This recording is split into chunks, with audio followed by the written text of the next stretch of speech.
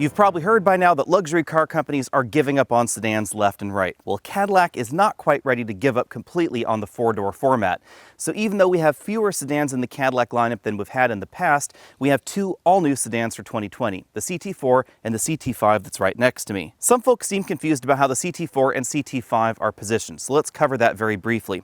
This is approximately the same size on the outside as a Mercedes-Benz E-Class, but it is less expensive than almost every entry in the compact luxury category. In fact, this is less expensive than a BMW 2 Series, starting just under $37,000. So this is theoretically the model of Cadillac that is targeted at the 3 Series, the C-Class, the Alfa Romeo Giulia, the Jaguar XF, etc. Then we have the CT4, which is smaller than this, but about the same size as the average compact luxury car in America, only it's being targeted at subcompact luxury shoppers. So the Audi A3, the Mercedes-Benz A-Class, and the BMW 228i Grand Coupe. So whether you're shopping for the CT4 or the CT5, a strong reason to buy the Cadillac over the competition is going to be the size of the vehicle and the room that affords you on the inside, because this does have a roomier interior than you'd typically find in a compact luxury sedan.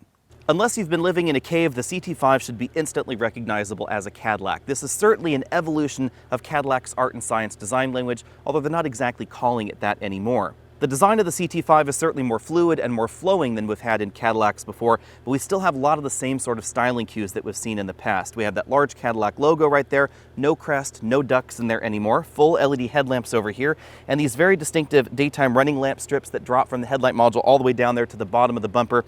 The lower portion, as you can see on that side, incorporates the turn signal, and at the very bottom, you'll see that illuminated on that side. That's not a fog light, that's a cornering light. Going in for a closer look, you'll notice that the elements that make up the grille are actually shaped very much like the Cadillac logo. It's a really nice design touch in here. If you want an American brand logo on the front of your next luxury sedan, you have very few options in 2020, even fewer next year, and all of them are going to have Cadillac logos on the front, because Lincoln has discontinued the Continental, and they've announced the discontinuation of the Lincoln MKZ as well.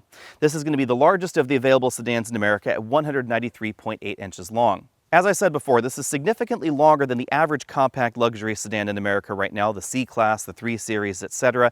But that's what Cadillac is targeting with the CT5 in terms of price. So this is going to give you an E-Class sized vehicle for the price of a Mercedes-Benz C-Class in a nutshell. This is 10 inches longer than the Giulia, 9 inches longer than the C-Class, and even 4 inches longer than the Infiniti Q50, which is sort of a half step between segments. This is almost exactly the same size in terms of length and width as the Mercedes-Benz E-Class. Versus the CTS, which the CT5 effectively replaces, you can see they've tried to give this a bit more of a fastback vibe right there. We do have a traditional trunk lid, not a liftback, but it is a pretty small trunk lid. And you can see that this certainly has strong rear-wheel drive proportions, because this Cadillac, like the CT6 and the CT4, are rear-wheel drive. And that's another difference between what Cadillac is doing here and some of the competition, like Lincoln or like Volvo. Volvo and Lincoln base their vehicles on transverse front-wheel drive platforms, but the CT4 and CT5 are rear-wheel drive. Moving to the rear, we have full LED taillamp modules, which mimic the style going on up front, and you can see that we have a very strong shoulder that's accentuated by those taillamp modules and the positioning of the trunk, which looks like it's almost on top of the tail lamps. Unfortunately, the turn signals are not amber, they are red, but they are full LEDs, as is the backup light, which is right there in the middle of the bumper, and it's shaped like a Cadillac logo, which is a nice touch. Twin exhaust tips over here on each corner, and actual exhaust gas flows out of these. They're not faux exhaust tips like we find in modern Audis. Although Cadillac has made front-wheel drive luxury sedans in the past, their entire sedan lineup at the moment is based around a rear-wheel drive platform. The CT4 and CT5 are very closely related to the ATS and CTS that came before them, and that's no bad thing, because those models were certainly known for their handling ability. And a lot of that had to do with the way the platform was designed. This was designed very much like a European luxury car platform, where almost the entire engine is behind the front axle. If you take a closer look in here, you'll notice that the center line for the front axle is right about here, and that means that all 6 cylinders are behind the front axle and really just the accessories are in front of it. So the weight balance in the CT5, really regardless of the engine choice, is going to be far more balanced than an Audi A4 or a Volvo S60, or certainly the upcoming Acura, even in Type S form. The base engine is going to be a 2-liter turbocharged 4-cylinder engine that gives you 237 horsepower. A lot of folks are going to want this engine though. This is the up-level 3-liter twin-turbo V6 producing 335 horsepower and 400 pound-feet of torque. You can also get the CT5V, which bumps this same engine up to 360 horsepower and 405 pound-feet of torque. All engines send power to the rear wheels or to all four wheels via a 10-speed automatic transmission and optional all-wheel drive. If you want the best fuel economy, that'll be in the 2-liter model with rear-wheel drive at 26 miles per gallon combined, just a little below the Germans. And this model comes in at 21 because we're driving the 3-liter turbo with all-wheel drive today. You might be thinking to yourself that that V model doesn't sound terribly powerful at 360 horsepower. Well, Cadillac has changed their naming scheme, so CT5V now is the direct competitor to the M340i, not the BMW M3. If you want an M3 competitor, then there's rumored to be an absolutely bat-crap crazy engine jammed under this hood very, very soon, and that one's going to be the CT5 Blackwing. But it's not going to be the Blackwing engine that we saw under the hood of the CT6 because Cadillac loves confusing us all. It's most likely going to be a supercharged V8 engine that we find under that hood with likely over 600 horsepower. So most likely significantly more powerful than a BMW M3. But for that, you'll have to wait because we don't have any firm news on the CT5 Blackwing just yet. Now that you know what's going on under the hood, it's time to talk about what's going on the trunk lid right here. We have a badge that says 550T. The T logically stands for turbocharged, but the 550, that's a little tricky because we don't have a 5.5-liter V8 under the hood, doesn't produce 550 horsepower. Instead, this represents the amount of torque that the engine can produce in Newton meters, rounded up to the nearest 50. Now, Newton meters is not the most common measurement system for torque in the United States when we're talking about cars. Generally, most consumers are more familiar with pound feet, so I think that this badge is a little bit silly. Let me know what you think about that in the comment section. I think Cadillac has received, quite rightly, a lot of crap for their new badging on the trunk lid. I really just wish it said 335 or perhaps 3-liter turbo, something along those lines, something that was a bit more representative to the numbers and measurement systems that we as consumers are more familiar with. The model that we're driving today has one of the more adjustable seats. We have a manual extending thigh cushion, we have a 4-way adjustable lumbar support, inflatable side bolsters, and the available seat massage function as well. But this massage is not as aggressive as some of the European options. We have basically 3 air bladders right back here in the seat back, and they inflate and deflate in the lumbar zone, so it's never going to give you a massage in your upper shoulder area, and it doesn't have an anti-fatigue seat bottom cushion like we find in some BMWs. Because there are some truly comfortable seats available out there, if your pocketbook is deep enough, I'm going to give this seat an 8 out of 10 score. A nice touch here is that we do have a power tilt telescopic steering column, something that we don't find in all the competition, and it is memory linked to a 2-position memory over there on the driver's door. Also a nice touch is that in most of the versions of CT5 you'll find on the dealer lot, the front passenger seat has the same range of motion as the driver's seat. With 80.3 inches of combined legroom, and that's front row plus second row, clearly legroom is one of the big reasons to buy the CT5 over something like a 3 Series or a C-Class. This has more legroom than any compact luxury sedan currently sold in the United States. Logical, of course, because this isn't really a compact luxury sedan, but this gives you 3 inches more combined legroom than something like a Mercedes-Benz E-Class. So even if you want to consider this an E-Class or 5 Series competitor, legroom is incredibly generous. Now on the downside, due to this sexy roof profile, we don't have a lot of headroom back here, and that does surprise me a bit. 36.6 inches of rear seat headroom is certainly on the low side, and you will notice that. If I try and put my head back there to the rear headrest, I do have to sort of crane my head to one side. We do have the dual moonroof in this particular model, and the lack of headroom is going to be very noticeable if I move over to the middle seat. I really have no hope of putting my head back there, something that you might expect in a mid-sized luxury sedan like a 5 Series or an E-Class. And if I move over here to the right side, you can definitely see the legroom. This front seat's all the way back in its tracks. I still have about 3 inches of legroom left, but again, not really the headroom that you might expect if you wanted to put 4 adults in your new sedan. The rear seats fold in a 60-40 fashion, but we don't have a ski pass-through in the middle. Even though the CT5 is closer to the E-Class or 5 Series in terms of dimensions, we get a trunk that is a little bit more similar to the average subcompact sedan in America at 11.9 cubic feet, significantly below the 18.7 that we find in the BMW 5 Series, and also below the 13 cubic feet that we find in the A4 or the 3 Series. Some of that has to do with the way that Cadillac has decided to apportion the space. They've clearly prioritized passenger area, especially rear passenger area, a little bit above cargo area, but some of it also has to do with the way this platform was designed and some of the compromises that made back here in the cargo area. You'll notice that the trunk has hinges that do impact the cargo area, although they're well hidden behind these carpeted sections. The battery is also back here in the trunk that takes up some room, and we don't have a spare tire under the load floor, although there is a little bit of additional space under there. Back by popular request is the Alex & Auto's exclusive Trunk Comfort Index. I'm going to give this cargo area 5 out of 10 points. We don't have a spare tire under the load floor there. The trunk hinges do take up some cargo area, but we do have a handy helper handle and LED lighting in here, which is a nice touch. As we take a look around the inside, keep in mind that we are in one of the upper end trims, so clearly there are going to be things in here that we won't find in the base model. This particular trim has a dual pane moonroof setup, so we have one slightly smaller than average pane right here over the driver and front passengers' heads. The second moonroof is about the same size as the first, and they're separated by this pretty large beam right there. The front sunroof does open. We have height adjustable shoulder belts for the driver and front passenger, and two-way adjustable headrests. The model that we're driving has this sort of baseball colored leather.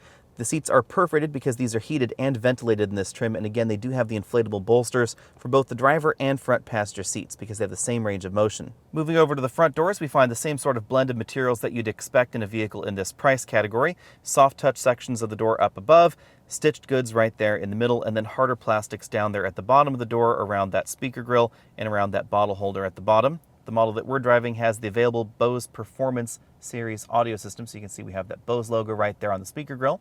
No wood trim in this particular model, although it is available in the CT5. Instead, we get acres of carbon fiber in here on the doors and on the dashboard. The glove compartment is one of the bin variety. I was barely able to fit a larger tablet computer inside, but I suspect something over about 10 inches would not fit in there. Moving over to the dashboard, the design theme is a little bit more simple than some of Cadillac's vehicles in the past, and definitely more simple than what we find going on in the upcoming Escalade.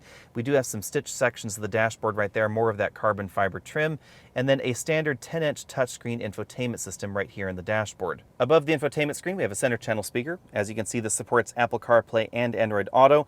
If I move over to the home screen, you'll notice that this is running the same software that we've seen in Cadillacs for a while on a bigger screen. So this is not running the absolute latest version of Cadillac software that we are going to see in the new 2021 Escalade. The user interface is very easy to interact with. We have a touchscreen, we have a controller knob right here that you can use on the dashboard, and then we have a control wheel lower in the dashboard that you can also use to interact with the system. So there are multiple ways of interacting with it. You can use whichever one is comfortable for you. To the left of the infotainment system, we find an engine start-stop button, two large air vents right there in the middle, and then the controls for the dual-zone automatic climate control system. The buttons have a little illumination section right there in the middle, and then the temperature and fan buttons are toggles. You can toggle them up and down. We then have the controls for the heated and ventilated seats, the automated parking system, parking sensors, lane keeping assist, etc. You'll also find a direct access button to the 360-degree camera system, and this camera system is reminiscent of the ones that we find in pickup trucks, which is really quite interesting, even though obviously nobody's going to be really towing with the CT5. On the other side of the shifter, we find a volume knob, buttons for track forward, backward, and then the controls for that infotainment system. We have a control wheel right here, it clicks down, and then we have a few direct access buttons around it. To the right side of that, we have two large cup holders, easily able to accommodate large takeout drinks. Between the front seats, we find a softly padded center armrest that opens to reveal a moderately sized storage cubby. There's an area where you can put your smartphone, including a little cable pass-through down there at the bottom. We find two USB in ports, one regular USB, one USB-C, the SD card for the navigation database, a 12-volt power outlet, and enough room to store some of those larger smartphones in there. The only thing about this interior that disappoints me a little is this instrument cluster. It's a partial LCD cluster, so we have what looks to be about a 7-inch LCD right there in the middle, and then physical gauges for the speedometer and tachometer on each side, little LED indications for the fuel level over there, and then the engine temperature. But this just doesn't look as snazzy or as impressive as the big full LCDs that we honestly used to find in Cadillac luxury sedans. So, for instance, the Cadillac XTS had a big, really nice LCD. In here we have this partial LCD display. The LCD in the middle is where we find the status of the active safety system, some additional gauges right there, coolant, oil pressure, engine hours, etc. We also have infotainment readouts, turn-by-turn navigation directions, and a Bluetooth phone interface. The steering wheel has a pretty chunky design, aggressive sport grips considering the fact that we're not in the V model. We have paddle shifters on the back, they're metal, down on the left and up over there on the right. On the left side of the wheel we find the controls for the adaptive cruise control system, steering wheel heating, voice command, and then phone hang-up button right there. On the right side, we find track up, down, the controls for that multifunction LCD, and then some dedicated volume buttons. As you might expect from a vehicle that is bigger and heavier than the 3 Series, 0 to 60 times fall a little bit longer than the 3 Series. If you get the base 2-liter engine, you should expect about 6.6 seconds, 0 to 60. In this 3-liter turbo model that we're driving today, we got 4.6 seconds, 0 to 60. So certainly a little bit slower than the M340i. But I'm not driving the V version of the CT5. Now that will go just a hair faster than this, but it's not going to be a huge difference.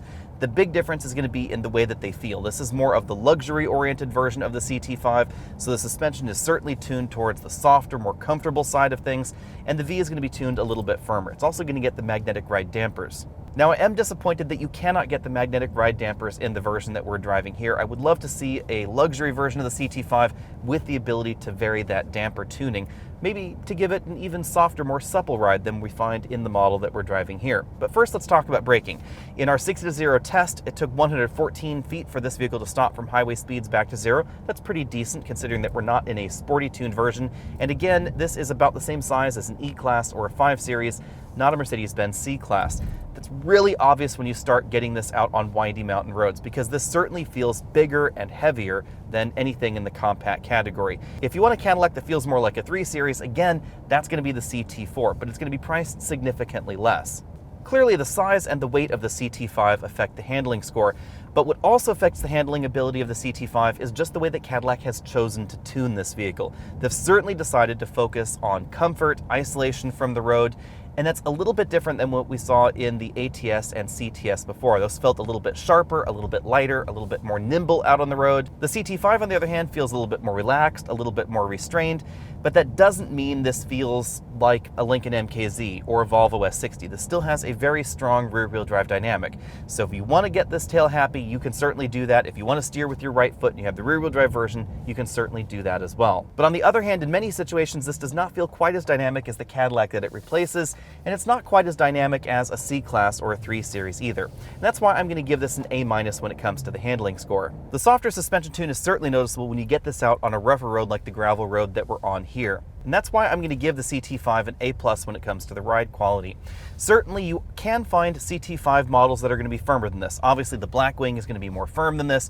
The V is also firmer than this. It does have magnetic ride dampers, however, which we do not get on this particular model. So this particular model is always going to be a little bit softer than the 3 Series or certain versions of the A4, etc. And personally, I really like that. I like the feeling of a bigger, heavier sedan. That's exactly what we get in the CT5. Now, that doesn't mean that the CT5 is marshmallowy soft like older Cadillacs are. This has, I think, a really great balance, but it is certainly softer and bigger feeling on rougher roads like this than a 3 Series, and that's something that I really like. Back out on the open road, you'll certainly notice that the suspension is softer than the European competition, but this is not as soft as sort of a classic Cadillac from my memories. This is not going to feel like a 1960s boat or anything along those lines. In our cabin noise score at 50 miles an hour, this particular model came in at 71.5 decibels. I thought it would be a little bit quieter than that, to be honest, but this is right in the thick of things for the compact luxury category, so I'm going to go ahead and give this an A when it comes to cabin noise.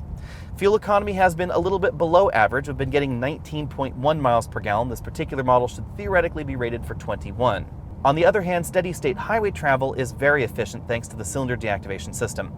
This will deactivate 2 cylinders to operate as a V4 when loads are low to help save fuel, and you'll be averaging about 30 to 32 miles per gallon at 75 miles an hour on those longer road trips. So this definitely seems to be a little bit more efficient than the European competition in that steady-state travel, but in the combined cycle, this fell a little bit below some of the other options. Of course, if you really wanted to save fuel, there are some hybrids out there and some plug-in hybrids. We don't find a hybrid system or plug-in hybrid system at this moment in the CT5. Bottom lining the CT5 is honestly pretty easy. If you're looking for a BMW 5 Series for less cash, that's exactly what's going on here. This doesn't feel as nimble as the 3 Series, but it's certainly fun, and we definitely have a lot of thrust and a good engine note from that V6. Cadillac's 10-speed automatic is definitely very responsive. I don't think this shifts quite as quickly or quite as smoothly as the ZF 8-speed, but this is very, very close, and I rate this transmission above the 8-speed that we find in modern Genesis models and the 8-speed or 10-speed that we find in the Lexus lineup. Those definitely don't feel quite as quick or as sharp shifting as this 10-speed. You'll really notice that if you take off from a standstill. So if we just come to a complete stop up here, for instance, and we just romp on the throttle, this thing just fires off shifts like a machine gun. By the time you've hit about 60 miles an hour, you've used up more gears than cars had about 10 or 15 years ago. The shifts are definitely crisp and definitely quick. And to navigate your way through all those shifts, Cadillac has done some nice software programming here. So for instance, if we're in 6 and I click and hold this shift paddle down on the left side, it will go to the lowest gear available. That really saves you time from clicking through all those gears like we have to in some luxury cars.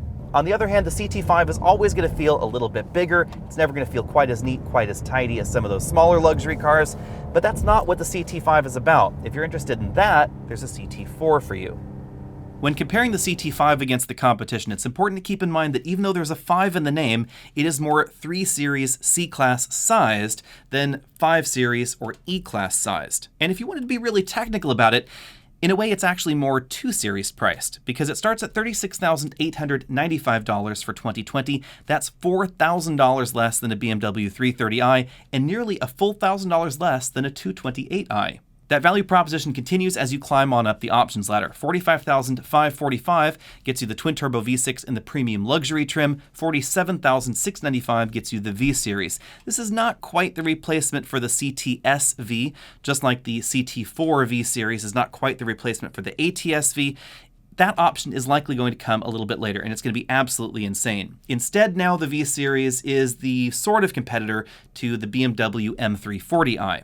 If you want to add all-wheel drive to your CT5, that'll cost you about $2,500. With that out of the way, let's dive into the competition. Obviously, the first competitor here has to be the benchmark for this segment, the BMW 3 Series. The CT4 is not as space efficient as you might think, so doing this CT4, CT5 thing makes a little bit of sense when you start diving into the details. The CT4 has 2 inches less legroom than the BMW 330i despite being longer, but the CT5 gives us a better value proposition by bringing us more legroom than the 3 Series for basically less money as well. Now on the downside, the CT5's trunk is a little bit small, but honestly, I would buy it over the BMW based on price tag alone. The CT5 doesn't feel as nimble as the 3 Series on the road. It certainly feels like a bigger vehicle, but in my book, that's actually a pro, not a con. Let me know what you think about that down there in the comment section. And of course, there's the price tag. It is significantly less expensive. The M340i is, of course, more fun than the CT5 V Series. However, it's also $7,000 more starting. That's a pretty big ouch. Also keep in mind, the Cadillac is likely to get a slightly better deal on the Cadillac lot than the BMW on the BMW lot. BMW's infotainment system feels fresher, and there are definitely some more modern options that we find available in the 3 Series, but most of the 3 Series you'll find out there running around the streets are not going to have some of those fancier options that you'll find on the press cars that we generally drive here. I am, however, bummed that the CT5 does not get the full LCD instrument cluster that we've seen in other Cadillac models for a while. I really wish that Cadillac would just bring that down into more mainstream trims of the CT5. It would really dress up the interior. But that said, interior build quality is really not far off the BMW 3 Series. I know some people give Cadillac a bit of a hard time for sharing parts here and there with other GM vehicles. Honestly, that doesn't bother me at all. The parts are good quality. They feel like they belong in the cabin. My only complaint is the infotainment system seems a little bit small, a little bit behind the times compared to some of the newer infotainment systems, especially the ones that we see in modern Mercedes models. And the instrument cluster could use a little bit of snazz. It just seems a little bit boring. But this is where you have to keep reminding yourself that it is thousands of dollars less expensive. $7,000 less for the CT5 V Series than an M340i, and at least $4,000 less expensive comparing base model to base model. Next up, we have the Mercedes-Benz C-Class. The C300 starts at $41,400 and will get significantly more expensive than that if you get carried away with options. The new Mercedes lineup is really great on the inside, but also pretty darn expensive.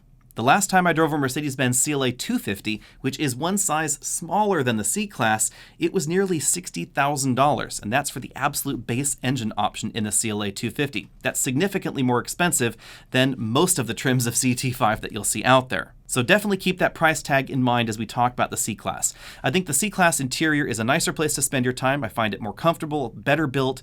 We have newer, fancier gadgets in there. The 2-screen infotainment and instrument cluster setup is absolutely gorgeous in the new Mercedes lineup. However, all of that is going to be thousands and thousands of dollars more expensive than the CT5. It's also not going to have as much room in the back seat. We do have a bigger trunk in the C-Class than we find in the CT5, but the interior of the CT5 is more spacious. It's a more comfortable place to spend your time as far as roominess goes, but the driver's seat I do find more comfortable in the Mercedes. And of course, if you want some absolutely crazy engine options, they're available in the Mercedes as well if you have pockets deep enough. Even if we get an absolutely insane engine option coming later in the CT5, I would be surprised if it was as expensive as a Mercedes-Benz C63. So most likely the CT5 is going to be the performance value option when we get that bat-crap crazy engine option. But any way you slice it, the CT5 is going to be thousands of dollars less expensive. For 2021, Audi's A4 starts at $37,400, and it comes with all-wheel drive standard, making it a pretty decent deal in this segment. But there is a catch. It doesn't have nearly as much power as we find in the average base engine here, just 201 horsepower. It's one of the least powerful base engines in this segment. If you want 261 horsepower, which is a little bit more comparable to the average, that's going to set you back nearly $41,000. And if you want the V6 in the S4, that's going to set you back at least $49,009. On the other hand, the S4 is going to be faster than even the CT5 V Series. That also goes for the C43 AMG and, of course, the M340i, which is the fastest in this small performance group. The big reason for that is curb weight. The CT5 is pretty heavy. Again, keep in mind the CT5 is more 5 Series, more A6 sized, but it's priced a little bit closer to the A3, the 2 Series, etc. So value is definitely very strong, but keep in mind that it's still going to be a bigger sedan. So it's not going to be quite as sporty. It's not going to feel like these more compact vehicles. Personally, I think that's a pro. Some people out there might think that's a con. In terms of driving dynamics, however, the CT5 is going to feel different than the A4, mainly because of the weight balance. The A4 definitely has more weight in front of the front axle than we find in the CT5, the 3 Series, and the C-Class, and you will notice that if you start pushing it harder out on your favorite winding mountain road, or of course out on a track. As with the Mercedes, I like the Audi infotainment system more than the infotainment system that we find in the Cadillac, and the real piece de resistance in the A4 is the full LCD instrument cluster. Audi does an incredibly gorgeous LCD instrument cluster that I really think hasn't been matched by anyone else yet. The downside to the Audi instrument cluster is that after the trial period, the Google satellite imagery goes away and you're left with a relatively boring map, but the display is still going to be a lot more exciting than not having an LCD instrument cluster at all, and personally, I'd be willing to pay for the Google satellite imagery because it really does look very, very cool in those modern Audis. Next up, what about a value option? Hailing from South Korea, we have the Genesis G70. It starts less expensive than the CT5. It has one of the lowest starting prices here at $35,450, and that value proposition continues if you choose the optional engine, the 3.3-liter turbo. It's going to be less expensive than the 3-liter turbo that we find in the CT5. But the big difference between the G70 and the CT5 is that while the CT5 is bigger for the same price, the G70 is exactly the same size for the same price. The G70 has very similar interior dimensions to the C-Class and 5 Series, so the rear seats especially aren't going to feel quite as roomy. They're not quite as wide. There's a little bit more room to breathe in the Cadillac. But on the other hand, the G70 feels lighter out on the road. 0 to 60 times are pretty similar if we compare the G70 3.3-liter turbo to the V Series 3-liter turbo that we find in the CT5. Big reason for that is weight. Two additional selling points for the G70 are an excellent reliability reputation and a long standard warranty. One problem is that we are going to get a refresh for the G70 in 2022. So if you want a vehicle that looks like the more modern entries in the Genesis lineup, you won't be able to get one right now. We know that sometime in 2021, we're going to actually have that vehicle on sale. It's going to get a refreshed interior, which is going to bring it a little bit more in line with the German competition in terms of interior quality, and a refreshed exterior that makes it styled like the new G80, G90, and GV80. At the moment, the G70 is a little bit of a fish out of water, looking like the older Genesis products. Bottom lining the CT5 is pretty easy for me. If I were shopping in this segment, this would certainly be on my short list. Personally, I would buy it before I bought the Audi A4, the BMW 3 Series, or the Mercedes-Benz C-Class, based on its price and the fact that it feels like a bigger, larger sedan. I like the rear seat legroom, and I also like its feel out on the road. But obviously that's not going to be a benefit to some folks out there. If you're looking for the sharper, faster, better handling sedan, that's not going to be the CT5. On the other hand, that might oddly be the CT4, because the CT4 is an incredible amount of fun, and it's sized more like the C-Class, but it's priced even lower than the CT5. So if you're looking for deals, deals, deals, that's definitely going to be going on the Cadillac dealer lot, and that CT4 is even going to undercut the G70 while being about the same size and have very similar power. But of course, I'm here to talk about the CT5, not the CT4. So would this be my top pick in the segment? That I'm not sure of. I think I would be pretty torn between the CT5 and the Volvo S60 T8, which also meets my particular likes, but for an entirely different reason. Clearly, the CT5 is going to be the more dynamic option, but the Volvo definitely has some nicer interior touches. It also has a great massaging seat functionality, the plug-in hybrid system, etc. Which one would I get in the end? I'm not entirely sure. I suspect it would depend on the exact deal. I like the electronic systems that we find in the Volvo just a little bit more as well. Let me know what you would pick down there in the comment section below. Would you get the CT5 or would you get the Volvo S60? It also has a big back seat. It has that plug-in hybrid system, 400 horsepower out of that plug-in hybrid system. It's definitely fast, but it's not going to be as dynamic as the CT5. Let me know down there. Be sure and find us over at Facebook, over at Instagram, and I'll see all of you next week.